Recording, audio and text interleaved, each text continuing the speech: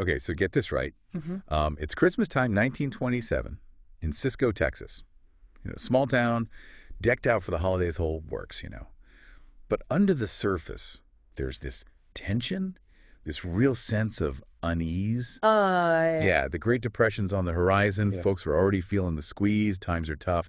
And then and then, a Santa Claus figure, like literally a guy dressed as Santa Claus, walks into the town bank no and way. robs it. You're kidding. A Santa Claus bank robber? That's wild. Right. It's nuts. And to make things even crazier, this whole thing goes down right in the middle of what was called the Dead Bank Robber Reward Program. Oh, wow. Yeah, I've heard about that. $5,000 on the head of any bank robber killed during a heist, right? A fortune back then. Exactly. I mean, can you imagine the Texas Bankers Association thought this would, like, deter crime, make robbers think twice. Well, it definitely didn't work out that way, did it? It's like they just threw gasoline on a fire? Total recipe for chaos. Basically, the incentivized vigilantism. And, well, in the case of our Santa Claus bank robbery, yeah, it definitely played a role in how things escalated. So let's talk about the mastermind behind it all, Marshall Ratliff. This guy's a fascinating character. Right. He wasn't exactly a first-timer. Mm. He'd already pulled off a bank robbery, served his time, and then thought, hey, why not do it again? Well, the times were desperate. Don't forget that. The Depression was looming. And for someone like Ratliff, already on the wrong side of the law, maybe a big score seemed like the only way out. I guess that makes sense. But why the elaborate plan, Uh, with the reward program and everything? It seems like, I don't know, just asking for trouble. You got to remember, he was meticulous, planned everything down to the last detail. He knew that bank, the First National Bank of Cisco, the back of his hand, the layout, the staff, the routines, even had a disguise, though. Well, let's just say it didn't quite go as planned. This Santa suit. The Santa suit. Oh, man. I mean, if you're trying to rob a bank, wouldn't you want to blend in, like maybe a trench coat or something? Why Santa? That's the funny part. He actually thought it would make him blend in, especially with the holidays and all the kids around. Oh, no. But it had the opposite effect. Drew even more attention to him. Can you imagine? Trying to be all intimidating while a bunch of kids are tugging at your beard, asking for candy. Talk about a wrench in the works.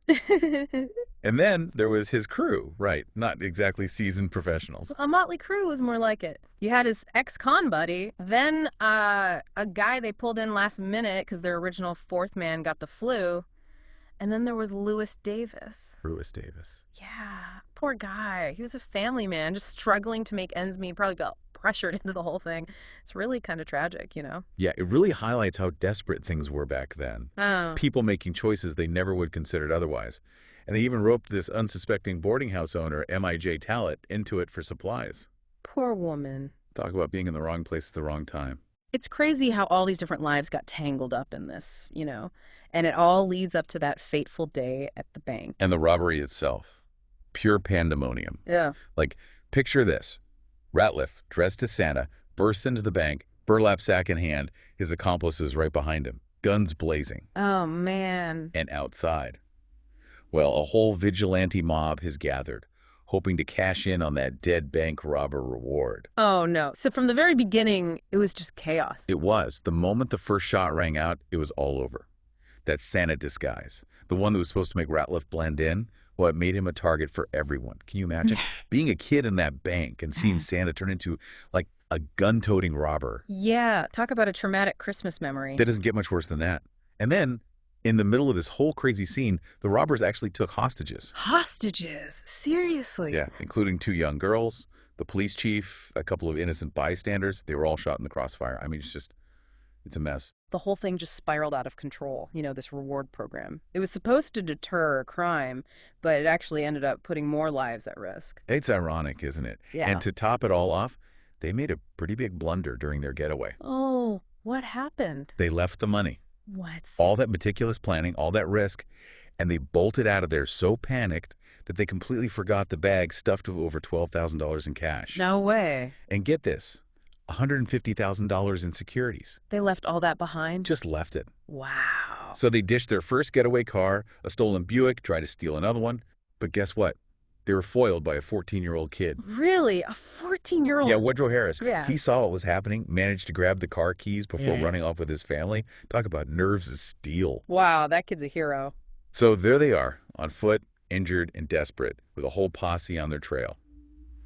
What happens next? I mean, did they actually get away? They did, for a while anyway. Fled on foot, imagine that.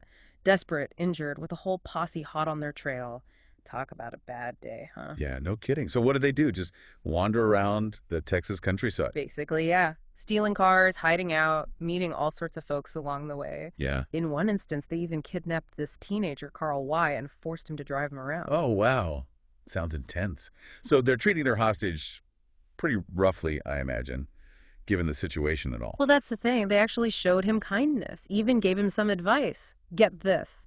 After his own father accidentally shot him while trying to stop them. Hold on, wait. His own father shot him. Yeah, crazy, right?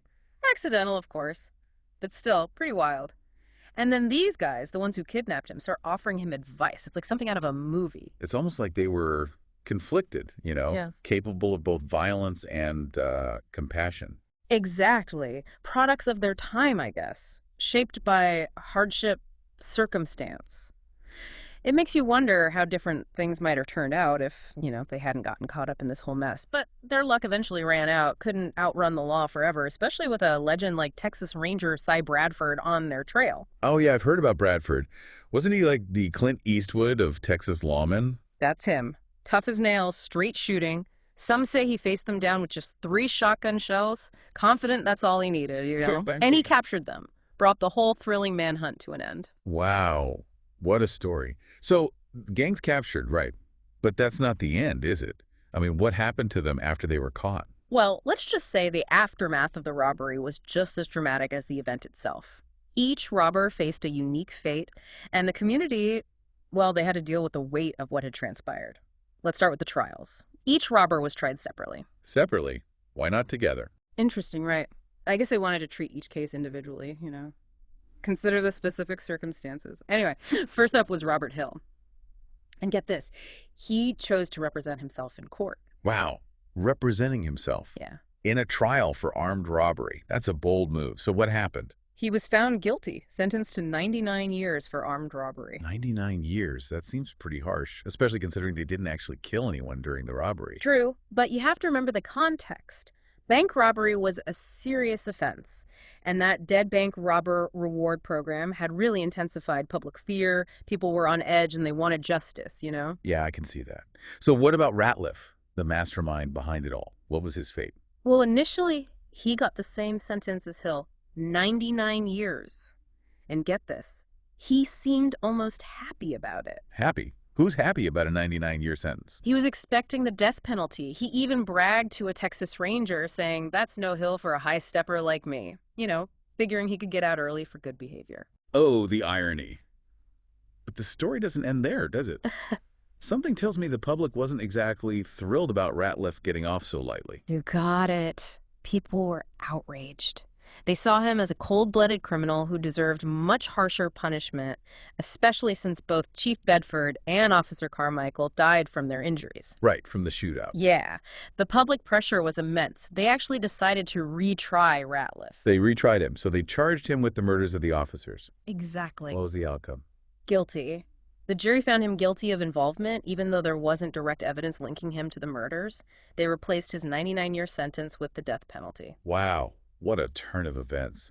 So what about Henry Helms, the one identified as the shooter who killed the officers? He received the death penalty, too. He tried to plead insanity, but the court didn't buy it. Oh, and it's worth mentioning that Lewis Davis, the reluctant first-timer, never even made it to trial. What happened to him? He died from the injuries he got during that shootout. Shortly after the robbery, actually. Man, that's rough. Caught up in something he never wanted to be a part of. Paid the ultimate price. It really makes you think, about the ripple effects of that day and how it impacted so many lives. It does. Okay, so Ratliff and Helms, they're on death row. What happens next?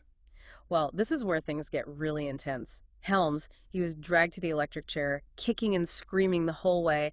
Meanwhile, Ratliff starts feigning paralysis, trying to convince everyone he's gone insane. Feigning paralysis? How did he even manage to pull that off? He was a cunning guy, that's for sure. Resourceful, too. He'd spent his time on death row observing mentally ill patients, figured out how to mimic their symptoms, fooled everyone, even the guards. So what was his endgame? Was he trying to avoid execution, like get declared insane or something? Maybe. Or maybe he was planning an escape, because that's exactly what he attempted. While the guards were distracted, he slipped out of his cell, even managed to get hold of a pistol. No way, he actually escaped. Almost. He was stopped by a locked door, got into a struggle with Deputy Sheriff Tom Jones. Oh no, what happened? Ratliff shot Jones. Multiple times. This guy just couldn't catch a break, could he? His actions had consequences, that's for sure. News of the shooting spread like wildfire. It ignited the whole community. A mob, 2,000 people strong, stormed the jail where Ratliff was being held. A mob of 2,000 people. That's insane. They were angry. They wanted revenge. Took the law into their own hands. They dragged Ratliff out of the jail and lynched him. Wow. It's hard to believe that something like that could happen in 1920s America. It's a reminder of the power of mob mentality, I guess. The dark side of vigilantism. That case had shaken the community, left them traumatized. They were desperate for retribution. Yeah, that's understandable. It's a tragic end to a story that was already filled with tragedy. It's interesting how each robber faced a different fate. Davis died before his trial, Helms executed, Ratliff lynched, and then there's Robert Hill. Hill's story is different, yeah. He served his 99 years and was eventually released, went on to live a relatively normal life, even expressed remorse for his actions. It's not something you see often in stories like this, but he showed a real capacity for change. It's crazy how their lives went in such different directions after that day in the bank. And we can't forget the impact it had on the town, especially the kids who saw this gun-toting Santa. Absolutely. Talk about shattering their innocence, right? The image of Santa Claus, the jolly gift giver, replaced with this terrifying figure of violence. That event left a scar on the community, shaped their sense of safety, of security, for years to come. Yeah, for sure. So we've talked about the robbers, the victims, the trials, even the lynching. But what about that dead bank robber reward program? Seems like it had a lot to do with how things escalated. Yeah, it definitely played a role. And it generated a lot of controversy, especially after the Cisco robbery. No one ever received the bounty for that case.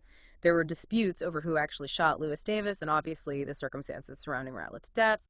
Well, let's just say it didn't exactly qualify anyone for a reward. Right. So did the program actually work? Did it actually deter bank robberies as intended? Tough question. The Texas Bankers Association claimed it was effective. They pointed to a decrease in bank robberies after the program started, but critics argued it just made things more dangerous, put innocent lives at risk, encouraged vigilantism. It's a real ethical dilemma. It is. On one hand, you can understand wanting to protect bank assets, employees, but on the other hand, well, you saw what happened in Cisco. Those unintended consequences were hard to ignore. So what happened to the program? It faded away after a few years. The Santa Claus bank robbery, with all its violence, the controversy, probably played a role in its demise. It became a symbol of the program's shortcomings. The dangers of incentivizing violence. Exactly. It sounds like this whole ordeal left a mark, not just on Cisco, but on how people viewed crime and punishment in Texas. And the story still fascinates people today. All these twists and turns, larger-than-life characters, questions about justice and morality. It's like something you'd see in a movie. But it really happened. That's the crazy part. So what about the bank itself? What happened to the first national bank of Cisco after all this? It's amazing, to think what happened to that building.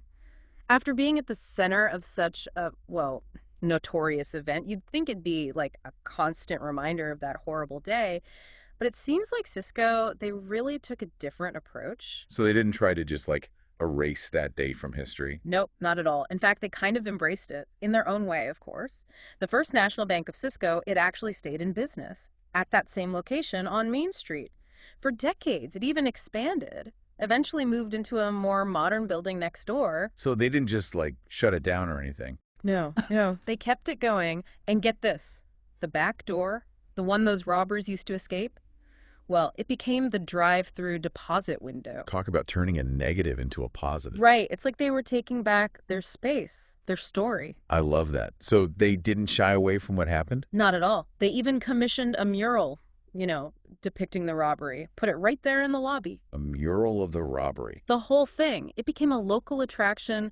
Tourists, history buffs, they all came to see it, captivated by that tale of the Santa Claus bank robbery. That's incredible. They acknowledged what happened, but they didn't let it define them. Exactly. It shows the resilience of that community, the human spirit, finding strength, even humor in the face of adversity. Yeah. They took this traumatic event and made it part of their story. So what happened to the building eventually? Is it still a bank today? Eventually, the bank moved to a new location, the old building. It's an auto parts store now.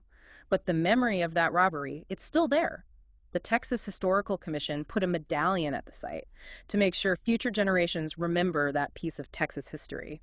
It's amazing how one event can still capture people's imaginations almost a century later. It really is. The Santa Claus bank robbery, it has all the elements of a great story.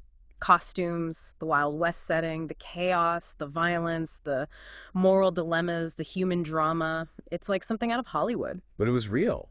It makes you think, about the choices people make, the things that lead them down certain paths, and the ripple effects, how they can impact entire communities. You're right. History isn't just dates and events, It's about the people who lived through those times, their motivations, their struggles, their triumphs, their tragedies.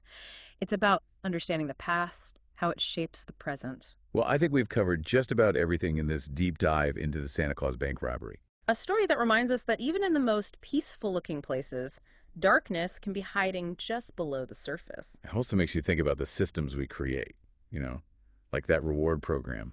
Good intentions, but the unintended consequences. Exactly. Well, this has been fascinating. Thank you for joining us on this deep dive. And to our listeners, if you want to learn more, I really encourage you to dig a little deeper. Explore this era, the Dead Bank Robber Reward Program, the robbery itself. Heck, you could even visit Cisco today and see that historical marker where the bank once stood. Exploring history is like peeling back layers of a puzzle, and as we've seen today, there's always more to discover beneath the surface.